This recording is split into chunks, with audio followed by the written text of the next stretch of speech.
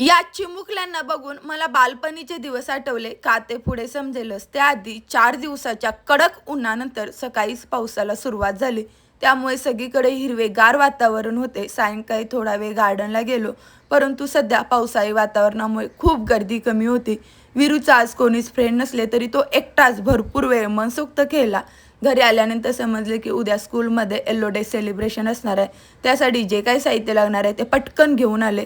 Yellow कलरचा craft paper भेटला नसल्यामुळे घरातील जाड पुट्ट्यावर हा पातळ पेपर चिकटून छोटासा जुगाड केला. त्यानंतर त्यांनी ऑफिसवरून आल्यानंतर यावर फायनल स्ट्रक्चर पेंटिंग केले आणि ज्याच्या क्राफ्टिंगसाठी आमची एवढी धावपळ चालू होती तो निवांत टी व्ही बघत बसला होता. सगळ्यात शेवटी विरूला दाखवले.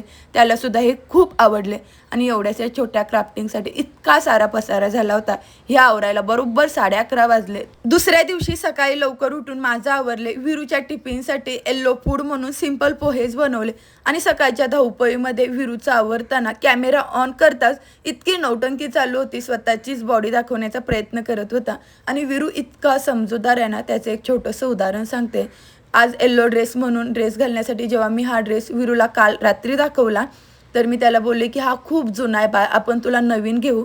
तर मला बोलतो की मम्मा सतत नवीन कपडे कशाला घ्यायची ग, आपण हाच वापरू, खूप छान आहे. आणि त्याचा हा समजूतदारपणा माझ्या मनाला इतका भिडला ना. त्यानंतर त्याला पावडर लावून त्याचा छोटासा मेकअप करून त्याची सगळी तयारी करून घेतली आणि तयार झाल्यानंतर इतका क्यूट दिसत होता ना. म्हणजे असं आहे ना, दिवसेंदिवस मी त्याच्या अधिकच प्रेमात पडत आले असं वाटतं.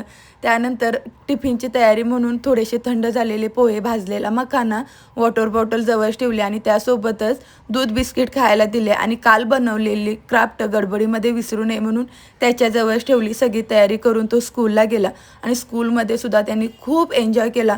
भरपूर पेंटिंग्स केले आणि त्यासोबत मेमरीज म्हणून काही फोटोजसुद्धा काढले. दुपारी 12 वाजता आणायला गेल्यानंतर ही सगळी मुलं इतकं मनसोक्त एकत्र प्रेमाने खेळत होते ना. हे बघून मला बालपणीचे दिवस आठवले आणि प्रत्येकाने जे काही क्राफ्ट आणले होते तर या ब्लॅकबोर्डवर लावले होते. खरंच हा दिवस खूप छान होता.